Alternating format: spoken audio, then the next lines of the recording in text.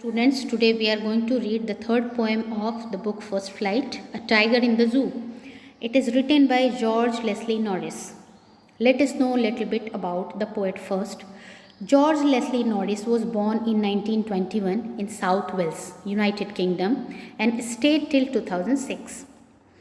He was a renowned poet and short story writer who won numerous awards. बहुत सारे उनको prizes मिले अपने work के लिए. And he was the most famous writer poet of Wales, South Wales. His famous works are Finding Gold, The Loud Winter, Phoenix Living Poet series, Ransoms, and A Tiger in the Zoo, which was published in 1938 and which we are going to read now. Let us know a little bit about the theme and summary of the poem. The poem A Tiger in the Zoo contrasts a tiger in the zoo with the tiger in its natural habitat. Tiger जो कि zoo में रहता है और एक tiger जो natural habitat means forest में रहता है, उन दोनों की लाइफ में क्या डिफरेंस है ये बताती है हमें ये poem a tiger in the zoo. In fact, it explains the agony and helplessness of a caged tiger that lives in a zoo. ये बताती है व्यथा और हेल्पलेसनेस एक ऐसे पिंजरे में बंद टाइगर की जो कि ज़ू में रहता है, चिड़ियाघर में रहता है. यू माइट हैव सीन, आपने देखा होगा चिड़ियाघर में टाइगर देखा होगा, but it's very difficult to perceive the agony which one is feeling. जो कि उसको व्यथा और हेल्पलेसनेस जो महसूस कर रहा है उसको समझना बहुत ही मुश्किल है आपके लिए. The poem moves from the zoo to the jungle and back to the zoo. तो पोएम जो है फर्स्ट स्टैंजा स्टार्ट होता है इट्स कंडीशन इन जू और फिर से वापस जाता है जंगल में, वो किस तरह का फ्रीडम फील करता है, and again moves back to the zoo. The poem begins with a description of physical appearance of a tiger that is very striking and is walking restlessly in his little cage. जो poem start होता है first stanza में उसका physical appearance बताया गया है और उसकी कंडीशन बताई गई है कि उसको बहुत ही ज़्यादा रेस्टलेस है क्योंकि वो उस कंडीशन से सेटिस्फाइड नहीं है, हैप्पी नहीं है, तो बहुत ज़्यादा रेस्टलेस है और वो वॉक कर रहा है टू एंड फ्रो, यहाँ वहाँ घूम रहा है अपने पिंजरे में, छोटे से पिंजरे में. He has lovely stripes on his skin and has velvet like soft pause. उसके लवली स्ट्राइप्स हैं, बहुत ही सुंदर धारी बनी हुई है उसके बॉडी पे, उसके स्किन के ऊपर, और सॉफ्ट वेलवेट लाइक पॉज है. पॉज का मतलब उसके पंजे जो हैं वो वेलवेट की तरह सॉफ्ट है. However in the zoo he has no freedom.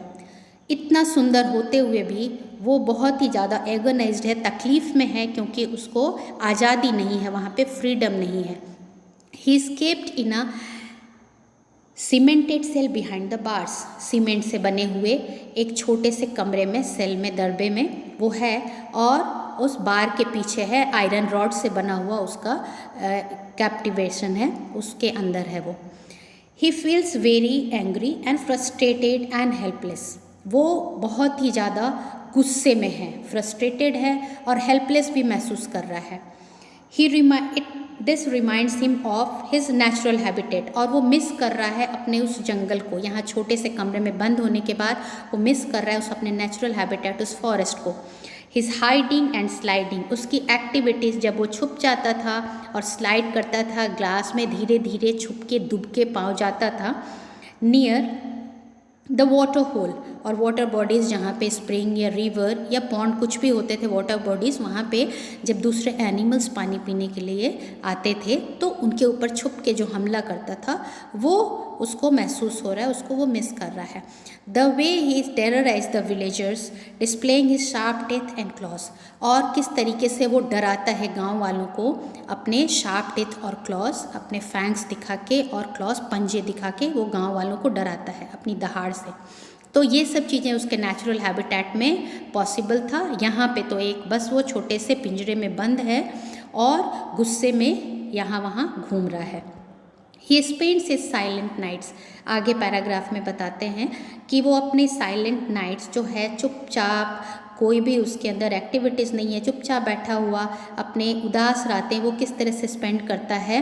Patrolling cars, जो पुलिस पेट्रोलिंग कर रही होती है जू की, उनकी कार्स की साउंड सुनता हुआ और चुपचाप स्टेयर करता हुआ, साइलेंटली स्टेयर करता हुआ स्टार्स को वो अपनी रातें बिताता है. The animal, famous for its fearlessness and freedom, feels helpless. जो इतना ज़्यादा फेयरलेसनेस, निर्भय होता है, जंगलों में घूमता है, लोग उसको देख के डर जाते हैं, इसके लिए वो फेमस है। बहुत ही डरावना फेरोसियस एनिमल है, इसके लिए वो फेमस है। और आज वो बिल्कुल हेल्पलेस एक जू में, एक पिंजरे में कैप्टिवेट होकर बहुत ही ज़्यादा अपने आप को असहाय महसूस कर रहा है। Being mere a show piece, हमारे लिए वो एक शो पीस है, देखने की चीज़ है। Source of entertainment for people, लोगों के लिए एक सोर्स ऑफ एंटरटेनमेंट है, उनके मनोरंजन का साधन बन के रह जाता है, जो कि इतना ज़्यादा अपने नेचुरल हैबिटेट में भयानक होता है और लोग उससे डरते हैं। लेकिन यहाँ पे बस एक सोर्स ऑफ एंटरटेनमेंट है, लोग आते हैं और उसको देख के इंजॉय करते हैं। No one is concern about its mental condition, उसकी मेंटल कंडीशन, उस पर क्या गुजर रही है, इसको कोई भी महसूस नहीं करता।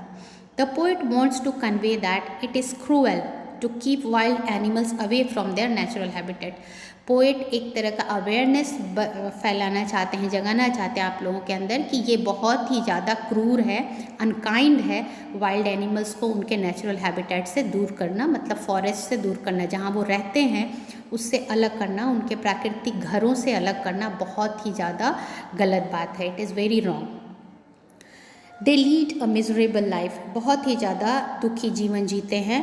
Due to the human beings who want to derive pleasure by looking at them in the zoo, in the cage, ऐसे लोगों के कारण जो कि अपनी खुशी के लिए इन एनिमल्स को कैप्टिवेट कर लेते हैं, कैप्चर कर लेते हैं, ताकि वो उनको देख के, जू में देख के इंजॉय कर सके। तो ये बहुत ही गलत बात है, किसी भी एनिमल को कैप्चर करना, कैप्टिवेट करना जू में। Now let us read the poem A Tiger in the Zoo. Stanza 1. He stalks in his vivid stripes. The few steps of his cage on pads of velvet quiet in his quiet rays. यहाँ पे poet बताना चाहते हैं stocks, stocks means वॉक्स स्टीफली, मतलब proud के साथ, कड़ाई के साथ वो कड़क तरीके से चल रहा है। We might have seen the walk of a tiger, किस तरह से चलता है वो, एक शान के साथ, उसकी चाल में एक एलिगेंस होता है, भव्यता होती है, तो इसी तरह से वो वॉक कर रहा है। And children, another meaning you will derive from stalks is walking stealthily, मतलब चुपचाप से धीमे धीमे बिना आवाज़ के वॉक करना। तो स्टॉक्स के दो मतलब होते हैं, एक प्राउडली वॉक करना कड़कता के साथ, और दूसरा जो होता है चुपचाप स्टिल्थली वॉक करना बिना आवाज़ के। तो he stalks in his vivid stripes, vivid is bright coloured stripes, उसकी बॉडी पे जो ब्राइट कलर्ड स्ट्राइप्स है उसके साथ वो वॉक करता है बिल्कुल proudly, elegantly. A few steps of his cage, few steps. Why few steps? Because cage is very small, limited, confined. On pads of velvet, quiet velvet, which does not give out any kind of sound. In his quiet race, chupchap. Although he is enraged, he is in anger, but he cannot express his anger. यहाँ पे वो बंद है, confined है, तो वो अपना गुस्सा नहीं दिखा सकता, तो इसलिए the poet has used oxymoron quiet race. Let us see the explanation. The first stanza explains condition and agony of a caged tiger. पहला स्टेंजा जो है, फर्स्ट स्टेंजा जो हम पढ़ रहे हैं, वो उसकी कंडीशन, उसकी परिस्थिति और तकलीफ उसकी बताता है, जो कि टाइगर केज्ड है, इम्प्रिजन्ड है, बंद है पिंजरे में, जू के केज में बंद है। Here the poet says that the tiger that is confined in the zoo moves around in the cage. वो यहाँ वहाँ पिंजरे में घूमता है। With his brightly lined skin, उसका स्किन पे ब्राइटली लाइंड है, स्ट्राइप्स पड़े हुए हैं, जो कि बहुत ही ज़्यादा वाइब्रेंट है, कलर में बहुत ही ज़्यादा ब्राइट कलर्ड है, बहुत सुंदर ब्यूटीफुली कलर्ड के उसके स्किन पे लाइंस पड़ी हुई हैं। He further says that the tiger can take only a few steps because the cage is small. आगे वो बताते हैं कि टाइगर केवल कुछ स्टेप ही ले सकता है, क्योंकि जो पिंजरा है वो बहुत छोटा है। And has little space to roam around, One cannot hear his footsteps because he has very soft velvet like paws. उसके footsteps नहीं सुनाई देते हैं क्योंकि उसके soft velvet like paws हैं, तो वो quietly walk कर रहा है, roam कर रहा है, यहाँ वहाँ छोटे से जगह में move to and fro कर रहा है. The tiger tries to control his anger. और अपने गुस्से को कंट्रोल करने की कोशिश करता है by quietly walking. चुपचाप से वॉक करके in the limited area of his case. इस केस के लिमिटेड एरिया में वॉक करके अपने गुस्से को कंट्रोल करने की कोशिश कर रहा है. He is angry because he is not free. क्यों गुस्से में है? क्योंकि वो फ्री नहीं है, इम्प्रिजन्ड है, कैप्टिवेट है, तो इसलिए वो गुस्सा कर रहा है, गुस्से में है. Here there are few literary devices which have been used. First is rhyme scheme which is ABAB. Rhyme scheme, children, is here we see stripes, case, quiet and raise. In rhyme scheme, we concentrate on the last word of the stanza. If we give A to stripes,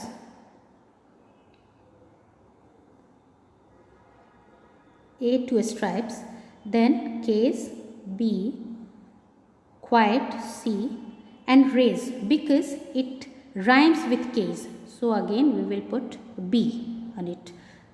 So our rhyme scheme is ABCB. Rhyme scheme case और raise दोनों similar sound कर रहे हैं. तो rhyme scheme में हम last word देखते हैं. हर एक स्टेंजा का last word, हर एक लाइन का last word जो है एक स्टेंजा में किस पे साउंड कर रहा है. तो अगर जो सिमिलर साउंड होते हैं उनको सिमिलर अल्फ़ाबेट से डिनोट करते हैं. ABCB. So this is the rhyme scheme. Then next is here the tiger has been personified. Tiger को क्योंकि पोएट ने क्या यूज़ किया है, although it is not a human being, लेकिन इसको human being like trait दिया गया है. He has addressed instead of it. The poet has used he. तो इसको human trait दिया गया है. That's why it is personified. The tiger is personified. The tiger is personified because the poet refers him as he. Third is metaphor. The metaphor, tiger's paws are compared with velvet. Here you will see on pads of velvet. Instead of telling that velvet like pads, pad जो pause के लिए use हो रहा है, उसके पंजों के लिए यूज़ हो रहा है, तो पोएट ने इसको डायरेक्ट कंपेयर कर दिया है वेलवेट से. बिना लाइक वेलवेट के सीधा ऑफ वेलवेट, वेलवेट का बना हुआ, जो कि रियलिटी नहीं है. It is only comparison. Velvet से बना हुआ उसका पॉज नहीं है, वेलवेट लाइक पॉज है. तो that's why this poetic device is metaphor. Then next is imagery. Imagery is it is creates when we go through the poem, it creates a kind of image in our mind. किसी तरह का जो image बनाता है हमारे mind पे, visual imagery है जो हम जब पढ़ते हैं then we visualize. Tries to create an image about the tiger. He stalks in his vivid stripes, few steps of his cage. जब हम ये पढ़ते हैं तो हम फील करते हैं, महसूस करते हैं कि यहाँ पे हम उसको विजुअलाइज कर पा रहे हैं, देख पा रहे हैं, एक तरह से पढ़ते हुए इसको महसूस कर पाते हैं. Stalks in his vivid stripes, few steps of his cage. इसको पढ़ के हम महसूस कर पाते हैं कि किस तरह से टाइगर वॉक कर पाता है, हम उसको इमेजिन करते हैं. That's why it is poetic device imagery. Next is consonants, use of S sound, stocks his stripes. Here in this you will see prominent S sound, stalks his stripes, SS. So S sound is prominent and S is consonant. That's why this poetic device is consonants. Then assonance, use of I sound repeatedly. Here we can see in these lines, in vivid stripes, in his rays. So these are in his quiet rays. These are the repetition of vowel sound.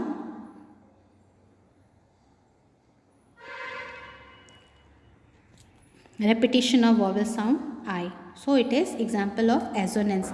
And last is oxymoron, because Here, two opposite ideas are used together, quiet and raise. Raise means angry and quiet means शांत, calm. तो ये दो opposite ideas साथ में आ रहे हैं. Wherever we use two opposite ideas together, one after another, then it is known as oxymoron. Quiet, शांत, raise, गुस्से में. तो ये दोनों opposite ideas हैं जो कि एक साथ आ रहे हैं इस लाइन में. Use of adjective opposite in meaning. दोनों ऑपोजिट एडजेक्टिव है जो कि इन हिज क्वाइट रेज अपने opposite ideas use together, that is known as oxymoron. तो लास्ट इसका जो है इस स्टैंजा में पोएटिक डिवाइस यूज हुआ है oxymoron. So these are the poetic devices used in this stanza. In our next class we will discuss the second stanza.